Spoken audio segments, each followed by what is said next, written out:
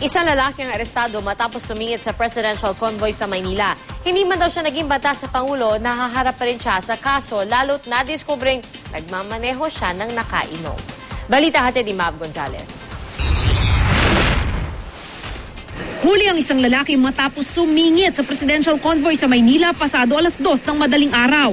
Pababa ng Nagtahan Bridge ang convoy nang sumingit daw ang puting kotseng ito na kaagad pinara ng Presidential Security Group.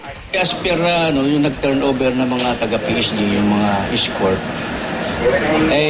naka-stop na yung in-stop na yung pasalubong. Biglang lumusot yung nagda-drive. Medyo nakadikit daw doon sa ng presidente.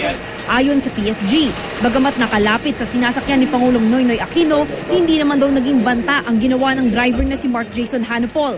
Ngunit nang sumailalim sa medical examination, lumabas na nakainom pala siya. Alcoholic breath yung tao. So, sinampa namin ng reckless driving and driving under the influence of liquor. Nakakulong na si Hanapol pero tumanggi siyang magbigay ng pahayag sa media. Mav Gonzalez, GMA News.